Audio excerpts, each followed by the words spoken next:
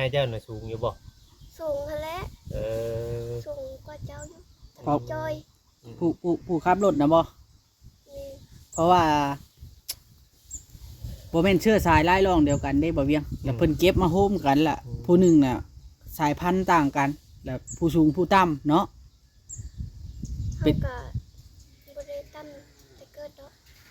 จะโทรบ่เป็นป่วยบ่ ป่วยอ๋อแต่เฮาแต่จดเล็ก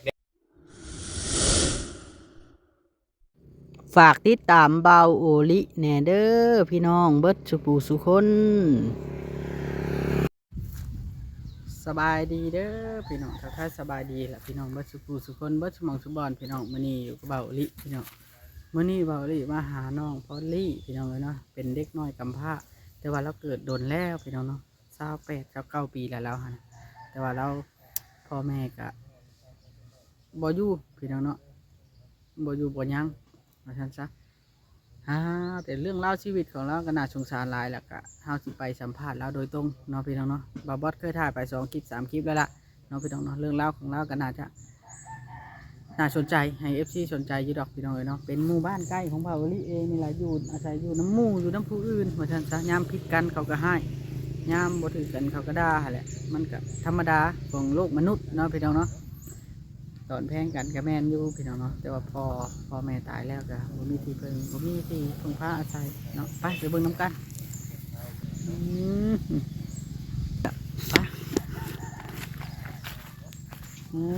ไปเถอะคือมาอยู่น้ำอันนั้นแท้นี่น้องบ่าวเวียงใส่โดยโอ้ย่างเข้าไปเบิ่งดูตั้งกล้องแล้วย่างเข้าไปวัดแท้เป็นความสูงกับเราดู ให้เบิ่งเนาะ บ่าวเวียงแม่นสบายดีน้องล่ะ เออเข้าไปเบิ่งความสูงกับเรา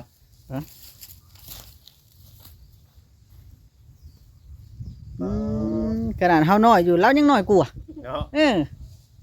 พอดีทำนี้ใส่เกิดมันสูงขึ้นหน่อยนึงอันนี้เราใจเกิบเลยอันนี้สูงขึ้นมาหน่อยนึงคนเอ้าเดี๋ยวมานั่งลงทางนี้ก็ได้นั่งละเนาะนั่งอยู่ใช่บ่ยืนแล้วมันเมื่อยได้เบิ้งไงสิหาแนวให้เจ้านั่งบ่เป็นหยังมีความอดทนอยู่ว้าจังซั่นเด้เด้หน้าไม้เทิงหน้าจะเอาเบิ้ง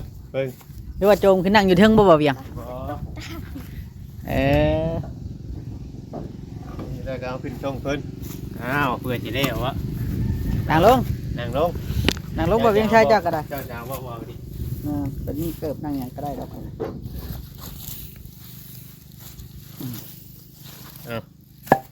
ห็นบ่นั่งโอเคเขาดีเขามาหาเพิ่นที่เทื่อเด้นเทื่อทมิตรเทื่อทมิตรบ่แม่นเขาก็เทื่อทมิตรเอาก่อนอื่นก็สบายดีเพิ่น2 คนก่อนโอ้ยสบายดีเอารายงานตัวได้บัดนี้เนาะแม่นเฮาชื่อพอลิน้องพรลิคือพอดีพรลิพรดีพรสระอีลอลิพรลิน้องพรดีอายุจักปีแล้วจัน29 ปีแต่เราเป็นคนตัวน้อย29 ปีคือว่าเฮามาอยู่นี่น้ำเพิ่นนี่ตั้งแต่น้อยๆโดยบ่คือว่าแน่ล่ะบ่เฮาหากันมาอยู่ประมาณน่าจะ7-8 ปีแหละคันโหดนะเพราะว่าเจ้าอยู่น้ำอันตะกี้เจ้าอยู่น้ำพ่อแม่นตะกี้อยู่น้ำพ่อเลี้ยงบ่เจ้าอยู่น้ำพ่อเลี้ยงนี่มาประมาณ20 ปีแต่มาอยู่นี่8 ปี9 ปีเนาะแม่นตะกี้เฮาก็อยู่นี่เฮือนหลังนี้แต่ว่าเขาเจ้าม้างไปอยู่บ้านใหญ่ล่ะแล้วเฮาก็ไปอยู่บ้านใหญ่กับพ่อแม่บัดแล้วพ่อแม่เฮาก็เสียแม่เฮาเสียแล้วเฮาก็ไปดงน้ำพ่อวันนี้แม่เลี้ยงบ่แม่เลี้ยงแม่กับแม่เลี้ยงพ่อกับพ่อเลี้ยงบ่แม่โอ้ถือว่าเราเป็นเด็กน้อยกำพร้าแต่เกิดแม่กับแม่เลี้ยงพ่อกับพ่อเลี้ยงแต่พ่อแม่แท้ๆได้ใช่ล่ะพ่อแม่แท้ๆแล้วเขาทิ่มแล้วเขาทิ่มแล้วก็บ่ฮู้เลยบ่เพิ่นอยู่ชายเดือนฮู้หั่นแหละฮู้อยู่ ฮู้เพื่อน ฮู้ เพื่อนก็ เพื่ เพื่ อ อน นก็ฮู้ อ๋อแต่เพิ่นเคยทักทายถามมาหยังอยู่บ่ บ่ เพิ่นบ่ได้สนใจบ่ บ่ อืม ถือว่าเพิ่นทิมแต่เนาะก็ว่าได้ ทิมแล้วเพิ่นจึงบ่เอา เดี๋ยวแบบมันเอื้อยน้องแบบมันแบบลูกของเพิ่นแบบว่าเอื้อยน้องญาติเอื้อยน้องพี่น้องหั้นนะก็มีอยู่บ่ พี่น้องเขาอะ นี่ ก็มีแล้วพี่น้องแท้ๆอะ แม่ มี แต่ว่าเขาบ่ได้สนใจบ่ บ่ โอ้มีแต่ว่าพ่อแม่ป้าแล้วก็ต่างคนต่างอยู่เลยเนาะ ต่างคนต่างอยู่เลย วันนี้เจ้าได้มาอาศัยอยู่น้ำเพิ่นนี้ แม่น วันนี้นี่คือว่าเป็นชาวบ้านบ่ได้แม่นญาติพี่น้องกันเนาะ อาย นะ อายเลี้ยง อ้ายก็คือว่าเป็นนั่นต่างคนต่างเก็บมาเลี้ยงคือกันบ่แม่นบ่ แม่น อ่า อายก็เอามาเลี้ยงคือกัน อ้ายก็คือว่าต่างคนต่างอ้ายก็โดนเก็บมาเลี้ยง แม่ ผู้นี้ก็โดนเก็บมาเลี้ยงคือกันหั่นนะแต่ว่ามันบ่แม่นแบบว่าแต่ว่าเฮานับถือกันเป็นเอื้อยเป็นน้องเนาะ แม่นเพราะว่าเลี้ยงคู่กันมาเลี้ยงน้อยพุ่นน่ะ อืม เลี้ยงคู่กัน อืมอืมอืมอืมอืม ก็เลยเป็นอายเป็นน้องกัน อ้ายเจ้าน่ะสูงอยู่บ่ สูงหั่นแหละ เออ สูงกว่าเจ้าอยู่ ครั แต่ บ จอย ผู้ขับรถนะบ่ แม่น เพราะว่าบ่แม่นเชื้อสายไล่รองเดียวกันได้บ่เวียงแล้วเพิ่นเก็บมาโฮมกันล่ะ ผู้หนึงน่ะสายพันธุ์ต่างกัน แล้วผู้สูงผู้ต่ำเนาะ เป็ เขา ด ก็บ่ได้ตั้มแต่เกิดดอก จะโทรบ่เป็นป่วยบ่ ป่วย อ๋อแต่เฮาแต่จดแรกๆนี่ธรรมดาคนปกติเนาะวันนี้เดี๋ยวป่วยโดนบ่ อันปกติค่ะจับกับป่วยตอนยังน้อยพุ่นแหละ อืม เพราะว่าพ่อแม่อันเขาทิ่มเลยเขาก็เลยแบบก็คือคนเขาทิ่มนั่นแหละ อืม มันก็ป่วยแบบนั้นแหละ ป่วยแบบขาดสารอาหารแบบ แม่นบ่ได้กินนมบ่ได้กินข้าวหั่นแหละ อืม ก็ป่วยแบบนั้นแหละเขาก็บ่ฮู้ว่าป่วยแบบใดแบบนั้นแล้วเขาเอิ้นแบบใด เออ เป็นโรคเป็นหยังแล้วคนขาดสารอาหารซุมื้อนี่เจ้าอาศัยไปเอาไอ้ถามแบบนี้แบบอาศัยไผเป็นหลัก หลาน แต่อยู่น้ำหลาน แม่ อยู่น้ำหลานอยู่น้ำเอื้อยพี่เอื้อยน่ะเนาะ พี่เอื้อยอยู่พี่นางพี่นางกับอ้าย แล้วอาศัยอยู่น้ำเพิ่นแบบนี้นี่มีเถื่อพิษกันอิหยังมีบ่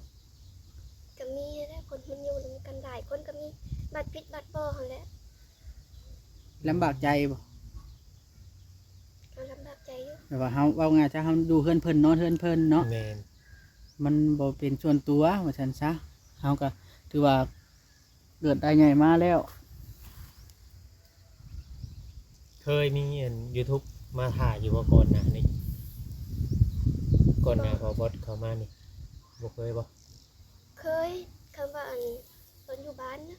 อยู่บ้านใด บ้านใหญ่พุ่นละ ไผทำมาถ่ายจ้ะ บ่เบน เราเป็นจังได๋ บายบาช่องแต่กี้น่ะมันเป็นช่องน้อยๆนะเรากำลังเฮ็ดเอาตอนนั้นนะอ้ายนะเนาะ จักมันก็บ่รู้ วันเราถ่ายเราเคยเห็นแล้วอยู่แต่ก่อนนะ อืม แต่ว่า ถ่ายทั่วไปนะเนาะ อืม ตะกี้อะอยู่บ้านใหญ่น่ะอยู่น้ำโพเดียงแม่เดียงหัน แม่ เออ แม่เลี้ยงเขาเสียแต่ดอกดู บ่ ตั้งแต่เฮาเรียน พระเจ้าก็ได้เข้าโรงเรียนมาอย่างปกติบ่อ๋อ เฮาเรียนป .4 ออกป .4 เรียนฮอดห้องป .4 ออกป .4 แต่ว่าเขียนอ่านได้เขียนออกเบิด ได้อยู่ อืม เรื่องราวของเรานี่เริ่มต้นก็คือพ่อแม่นะฮะอยู่น้ำกันพ่อแม่แท้ๆนะอยู่น้ำกันพอคลอดลูกออกมาได้3 มื้อคลอดนางนี่ได้3 มื้อแหละผู้เป็นแม่นะตาผู้เป็นพ่อนะตาย ผู้พ่อแท้ๆนะแล้วผู้แม่นะเอาเมื่อเลี้ยงได้เทิงเติบล่ะเลี้ยงบ่กุ้มแล้วเอาคืนมาส่งทั้งนี้เราบ่ยังเอาเพราะว่าลูกเพิ่นก็หลาย ละ ทางผู้เป็นปู่เนาะพ่อของพ่อเจ้าพ่อของพ่อแท้ๆแล้วเลยรับไว้เลี้ยงแม่นบ่ตามที่อันพี่นางเจ้าเล่าสู่ฟัง แม่นำของหลายคนหลายเว้าเว้ยจักสิฟังความไผ มันก็มีหลายคนหลายเว้าเนาะเฮาอะเป็นเด็กน้อยว่าเราสิบ่จักหยังเนาะ แม่น ตอนนั้นหันนะ แต่โดนว่าฉันจะ ผู้ ผู้เป็นแม่ปัดว่าอันเขาเท่าสี่นี่ไปรักเอาแม่เฮา ผู้เป็นแม่ผู้ใด แม่เฮา แม่แท้ๆนะ แม่จะว่าอันทั้งนี้ไปลักเอา ปัดทางนี้ปัดว่าปัดแม่หาทิมเมื่อบ้านพุ่นบ่ได้เลี้ยงปัดทางนี้ปัดว่าปัดทางนั้นปัดว่าอันไปรักเอาเขาว่า เอากลับมาไปรักเอาฮู้วันอยู่วันหยังอยู่คือบ่มาเอาซะเนาะ ไกว่า อ่า ตัว ยันแม่เจ้าน่ะแก้โตซื้ออันนี้ก็เนาะ มันบ่มีไผลักเอา แม่น เด็กน้อยดอก มันบ่มีไผรักเอามาง่ายๆนะเฮ้ยบัดนี้แหละยันเว้าแหละยันลูกให้ลูกหยังเนี่ยก็เลยเว้าไว้ซื่อนะ ก็แม่นอยู่ความจริงคันนั้นว่าเท่าสี่ไปรักเอากับมาอะไรหูจักอยู่เฮือน แม่นนั่นแหละประมาณกันเนาะ กินบ้าเพียงตัวเองน้อยจนบ่ให้กินนมเนาะ แม่น คอติดบ้าอะไรก็ได้เครียดอย่าเฮา โอ้ยอย่าเครียดเพิ่น มันสิเป็นบาป เออ นี่แหละเรารู้สึกน้อยใจแม่เราว่าซั่นซะเนาะแม่เจ้านี่ถ้าอยู่บ้านใกล้นี่สืบหาบ่ยากดอกเอาถ้าแม่น้องพอลลี่เห็นคลิปนี้ถ้าอยากเว้าอีหยังก็ต้องอธิบายกันแล้วแต่ว่าเดี๋ยวนี้นะเฮาสินำเสนอชีวิตของน้องพอลลี่นี้ แม่น ผ่านออนไลน์เนาะว่า YouTube Facebook ว่ามีอันทางด้านผู้รัก เอา ผู้ คือเศร้า ฮะ เอาคือเศร้าแป๊บนึงเด้อ โดย เป็นหยังเนาะพี่ จะให้บ่ เราเศร้า แต่ก็จะชวนเฮาว่าแบบนี้ ว้าว เอาให้รถให้กันรถล่ะเนาะ เป็นสิเป็นหยังเนาะ อายได้เลย อาย ให้ ท ยังกัน า น่ะ งคนทำมันก็มีมุมน้อยใจขนาดอ้ายใหญ่เป็นตัวคนอ้ายยังให้เนาะ แม่นบ่ต้องหงาย แล้วให้บ่กินนี่ เราไม่ได้ให้ เอ้ยตัวอ้าย เออเนาะ เอามีแต่ว่าสู่ไปให้แล้วจังซั่นจ้ะชุมอ้ายสิลองนำเสนอวิถีชีวิตของเจ้าเบิ่งแต่ว่าเจ้าอยากค้านใดออกกองนี่อ้ายสิลองนำเสนอเบิ่งบางเทื่อมีผู้รักผู้ใหญ่อยากซอยเนาะบ่าวเวียงไซเนาะ นั่นก็มีผู้ใหญ่ใจบุญเพิ่นอยากช่วย หรือว่าอาจสิต่อไปอาจสิมีเฮานำเสนอลงไปอาจสิกระแสเจ้ามีนี่ทางพ่อค้าแม่ค้าเนาะ ชีวิตน่ะจะดีขึ้นนะเว่าง่ายๆนะ ทางพ่อค้าแม่ค้าอยากเอาไปอยู่น้ำก็มีได้ แม่ ว่าคนมีความสามารถเว้าเก่งได้แล้วนี่เว้าก็เป็นชีวิตเจ้าเป็นตาสงสารท่านซะ เว้าได้เลยเนาะ อืม คนดังในโลกโซเชียลใน TikTok พวกคารอเราก็ยัง เราดังได้แต่เก่าถามแล้วบอกว่าคนติดตามเราหลายได้เนาะ ดังผู้ติดตามหลายเท่าไรตะกี้ TikTok จะ 90,000 90,000เกือบล้านนะฮะเกือบแสนนะฮะเนาะ บางคนอาจจะจำเราได้กูจังแล้ว เด่น TikTok เดี๋ยวนี้เด่นอยู่บ่กมื่น ดิ่งอยู่ตะกี้ดังอยู่แต่ว่าซองเฮาแบ่ง กู้คืนบ่ได้เลยบ่ บ่ โอ้เกือบเศษ90,000เลย มีหลาย แต่มันบ่นั่นก็ฮอดแชนปลายได้เนาะ เฮามีหลายซอง อ๋อ ซองนึงก็ลืมรหัสเฟซ ลืมรหัสเฟซ ชื่อว่าอันพลังอันเฮ็ดไปอะนะ โอ้มัน คือบ่ได้ ต้องโดนแฮกแต่กู้บ่ได้ อ๋อลำบากลำบากแหละพี่น้อง เดี๋ยวเจ้าอันอาจจะขอถามอีกไว้ว่าเงินคำมันยังเขาใส่เขาจ่ายใส่ชีวิตประจำวันจะเอามาแต่ใส่ เฮาอันดับหน้ารับจ้างเกี่ยวข้าวรับจ้าง ดำหน้าก็เป็นอยู่บน เป็น เออดำหน้าก็ได้เนาะ เออ ตอนพ่อบ่เสียก็เอาน้ำพ่อแล้ว ซอย อุ้มมัดก้าบอกคือว่าเคมัดกะ อันจับเป็นกรรม โอ้ แม่ว่าขวาเอาก็ขวาคือกันได้ บอก บ้านข่อยมีแต่ขวาเอาได้ บอก บ่ได้อุ้มเด้อย่านปิงจับขี้แฮะ บ้านเขาอุ้มเอานะอุ้มมัดก้านะเอ โอ้ อ นั่นน่ะนะ ไปเล่นอยู่วังอื่นไปพวกเราไประบายเสียเวียเป็นได้เศร้าบ่สมัยเว้าให้เศร้าบ่ บ่ เว้าความจริงโลดเศร้ากับเศร้าเรื่องบางเรื่องมันก็เกินสิรับไหวอยู่แล้วเนาะ เพิ่นจ้างนี่เพิ่นจ้างซ้ำกันกับผู้ใหญ่บ่ 150,000 เจนหาซ้ำกัน แต่ว่าเฮาก็ต้องได้ลูกค้านำก็ได้ในวัน200,000 ทีเดียวเก่งแท้ เก่งเนาะ บางมือดอกบางมือห้อยกับบ่เฮ็ด ได้บางมือบางอย่างแบบว่าคือยามแรกแบบนี้มันบ่มีอัน เวียกมีงานได้จ้ะ ก็อยู่ซื่อๆแล้ว บ่ได้มีหยังแต่สมมุติเงินเฮาเบิดได้จ้ะเฮาขอน้ำไผบัดยำแดงเด้อผมบ่ได้เฮ็ดเวียก เฮาก็บ่ได้ใช้ได้เฮากินแต่ข้าวแหล้ว บ่ได้ใช้เงิน ได้ใช่ กินแต่ข้าว เนาะอยากเด็กก็บ่ได้กินแล้ว เทื่อหมู่อีตนจังชานหมู่ก็ป้อนให้ แล้วก็ยากๆเลย กินข้าวอิ่มแล้วก็ย่ายากเลย เนาะ เออ มันซื้อ เรามีเงินซื้อเนาะเนาะง่ายว่าอาศัยกินข้าวอิ่มแต่ก็ย่าพี่น้องเลยก็เลยบ่ได้ค่อยใส่นั่นปานใด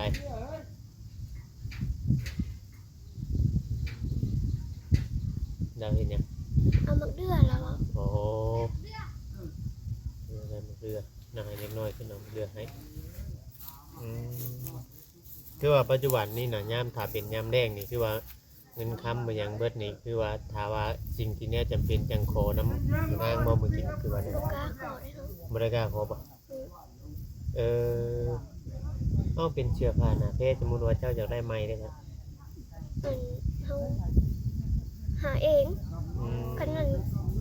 นั่นแหละหมัวให้ อืม เขาเก็บให้เครื่องเก่าเขาเลย อืมโดยพี่น้องเนาะเรื่องราวชีวิตของน้องเป็นกันนะสงสารอยู่นะเพราะว่าคนเฮานี่มันต้องใช้เงินเท่าไหร่พี่น้องกูมือนี้นะที่อยู่ไปคือว่าเนี่ยสมมุติว่าอยากกินเนื้อแซ่บเนี่ยอย่างกับคำโมมีผู้ให้ก็คือสิบ่ได้กินเนาะ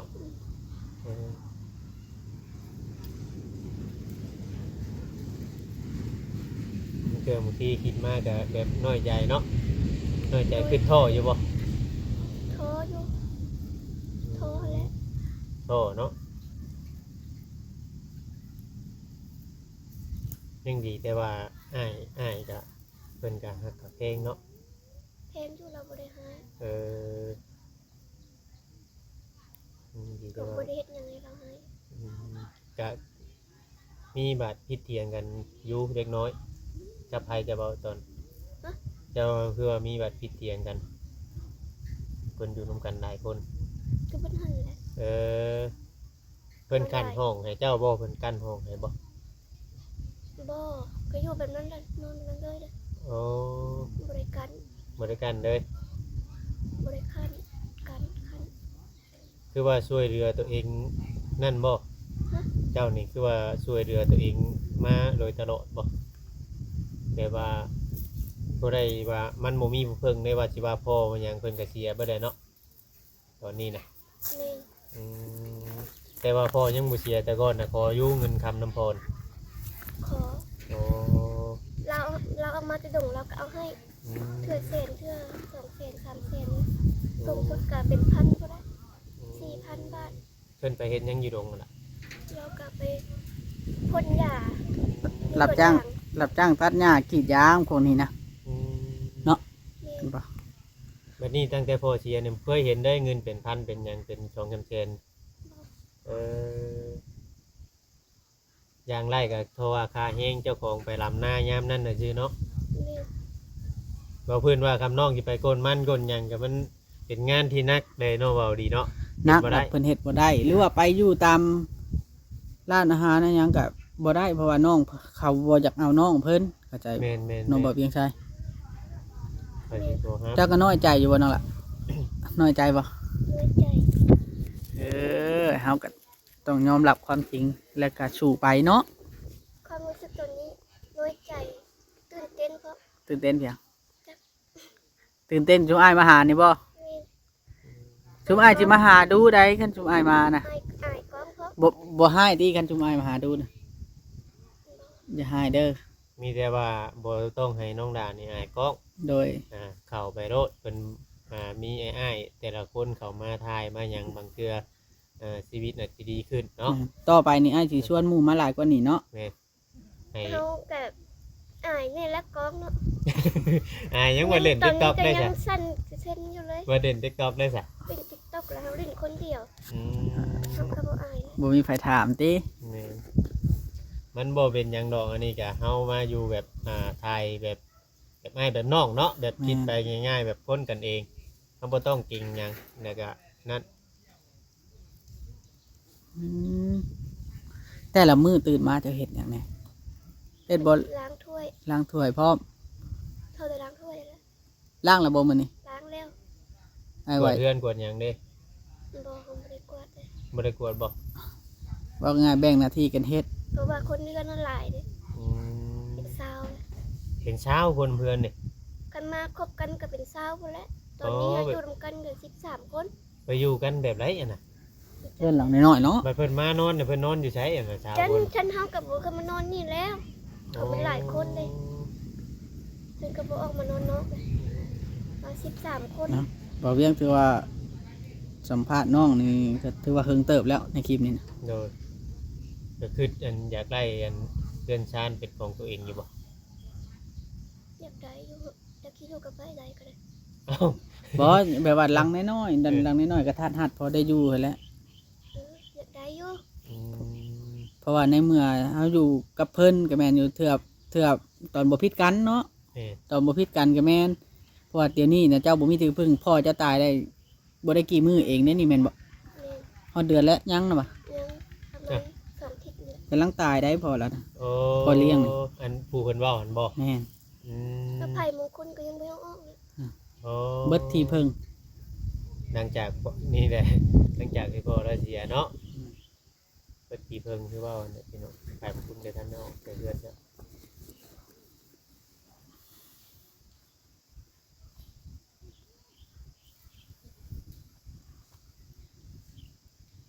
จำว่าเป็นผู้ใหญ่ใจบุญเป็นเบิงเป็นหยังกันเพื่อนชุมเจ้าอยู่กันแต่มันกับบ่ได้ไงเนาะจำว่าเฮ็ดเพิ่นเฮ็ดให้เพื่อนน้อยเพื่อนแนวแบบธรรมดาแบบนี้เขาก็อยู่ได้อยู่แล้วว่าผู้เดียวกันนึ่งข้าวนึ่งน้ำเป็นอยู่แล้ววะ นึ่งข้าวนึ่งน้ำเป็นอยู่ล้างถ้วยล้างโลกเฮ็ดกินเป็นเบิด ฮ่ายังจีว่าจากอยู่กับไผอยู่ เออเออนี่แหละพี่น้องชีวิตคนเฮาเนาะมันก็มีหยังก็บ่แน่บ่นอนถึงที่อันนั้นจำได้กับพ่อแม่ก็คือเว้าเนี่ยมาอยู่นำพ่อใหม่เพิ่นก็เสียพ่อหน้าเนาะพ่อหน้าก็เสียพ่อแท้ๆก็เสียวันนี้ยังเดือแต่อ้ายก็อ้ายที่ว่าคนที่เก็บมาเลี้ยงคือกันกับน้องนี้ก็เลยอันเบิ่งไปเรื่อยๆเราเป็นครอบครัวแล้วอ้าย เป็นแล้ว เป็นแล้วเนาะ ลูกเราก็6 คนละ โอ้ ลูกเราก็หลาย ลูกสักลูกไผ่ก็ได้ อืม หลานก็มีละ โดยคือว่าในลูกชายลูกเคยลูกหลานก็มี จะได้เลนแล้วเนาะเอาก็ได้ เออก็อันนั่นเนาะเด็กที่ว่าเนี่ยได้พี่น้องเลยจัดกันพระเจ้ากับบ่ได้ว่าในได้บ่เอาอยู่น้ำเพิ่นเพิ่นก็บ่ได้ว่าเดี๋ยวนั้นเดี๋ยวนี้บ่เดี๋ยวนั้นเพิ่นก็บ่ได้ใช้ให้เฮาเฮ็ดนั่นเดี๋ยวนี้บ่ ก็ใช้อยู่เฮ็ดนาหั่นแล้วเอาหลาน อ๋อบัดยามหน้าหั่นบ่ เดินนาก็เฮ็ดนา ตกกาดำนาปกติเนาะ ปกติแต่ว่าเฮ็ดเวียกหนักก็บ่ได้แล้วแบบตักน้ำหับพื้น มาเจ้าไปเข้าโรงเรียนตะกี้น่ะเจ้าเข้าอยู่ใช้ชาอยู่เดียว บ้านใหญ่พุ่นละ อ๋อตะกี้น่ะอยู่วันใหญ่พุ่น นี่แล้วก็เที่ยวเข้าอยู่พุ่นย่างไป ย่างแต่พี่บ่ไปพุ่น นี่ เออก็ถือว่าไข่เติบเนาะคำว่ามีแบบมันพอค่าเช่าขายเพิ่นเห็นเจ้าแต่ะเพิ่นอยากเอาไปอยู่น้ำเพิ่นเอาไปปั้นไปหยังเจ้าสิไปอยู่บ่ ไป ไปเนาะว่าง่ายๆว่าเขาไปหาเงินสมมุติว่าในโลกออนไลน์เนาะขายเครื่องขายของสมมุติว่าน้องเพิ่นลังเนาะพี่เนาะสมมุติว่ามีคนเห็นนะใน Facebook ใน TikTok มาอย่างนี้นะน้องเราก็จะไปอยู่แต่ถ้าเวียกมันแบบเวียกมันง่ายนี่สมมุติว่าเวียกนักเวียกหยังแบบคืองานอันนั้นนี่มันก็เฮ็ดบ่ได้เนาะเบาดี ถือว่าสรุปคลิปเลยแล้วกันบ่ยังใช่ เลย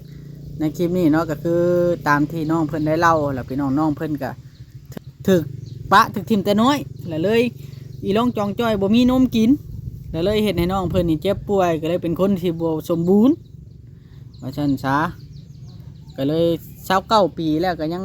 น้อยอยู่พี่น้องเนาะยังเป็นคนน้อยอยู่เนาะบาดแล้วนี่สิขออนุญาตน้องเพิ่นนี่อาจไปเบิ่งบ่อนอยู่บ่อนเช้าของน้องเพิ่น แม่น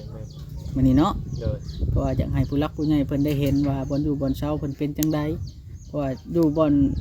เฮือนผู้อื่นนั่นล่ะพี่น้องเฮือนอาศัยอยู่เฮือนของพี่นางนี่ก็บ่แม่นพี่นางทางสายเลือดได้เพราะว่าอ้ายเราก็บ่แม่นอ้ายแท้ แม่น ๆอันนั้น ถือเก็บมา พี่นางเลี้ยง เนาะ ว่าซั่นซะ